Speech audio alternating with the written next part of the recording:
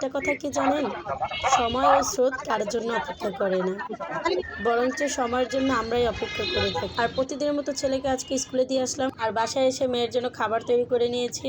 সকাল 11টা বাজে, মেয়েকে এখন পর্যন্ত কিছু খাওয়ানো হয়নি, এর জন্য আগে ওর খাবারটা তৈরি করে নিয়েছি। আর স্কুলে যাওয়ার আগে আমি ওয়াশিং মেশিনে কিছু কাপড় দিয়ে গিয়েছিলাম, সে দেখি ধোয়া হয়ে গিয়েছে, এখন এগুলো বাইরে নেড়ে দিব।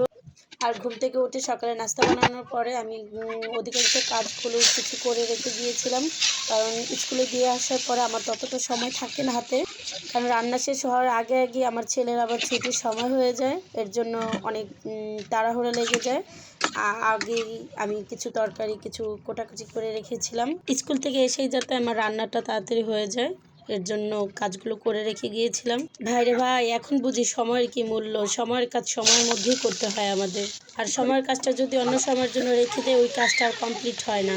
আর এদিকে আমি এখন পর্যন্ত সকালে বিছানাটা এখনো গুছাই নেই, তো স্কুল থেকে এসে তাতে করে বিছানাটা গুছিয়ে নিলাম। আর এদিকে একটু মোছামুছি করে নিলাম, কারণ রাস্তার পাশে তো রুম আমার, এর জন্য অনেক ধুলাবালু জমে যায়। আর এদিকে আমার রান্নাটা প্রায় শেষ হয়ে গিয়েছে, একটু ধনিয়া পাতা দিয়ে রান্নাটা নামিয়ে নিব। আর সবসময় রান্না শেষ করার সময় আমি চুলার চারদিকে আপনার মোছামুছি করে নিই। আর বেশি কিছু রান্না করতে পারি নাই, দুইটা আইটেমই রান্না করেছি, কারণ বেশি কিছু রান্না করার জন্য কিন্তু অনেক সময় দরকার। আর এদিকে আমার ছেলের ছুটির সময় হয়ে গিয়েছে, এখন ছেলেকে নিয়ে আসতে যাব। আর আজকের জন্য এতটুকুই। ভালো থাকবেন, আর আমার ভিডিওটা যদি আপনাদের কাছে লাগে লাইক কমেন্ট করে পাশে থাকবেন। ভালো থাকবেন। আজকের মতো এখানেই বিদায় নিচ্ছি। আল্লাহ হাফেজ।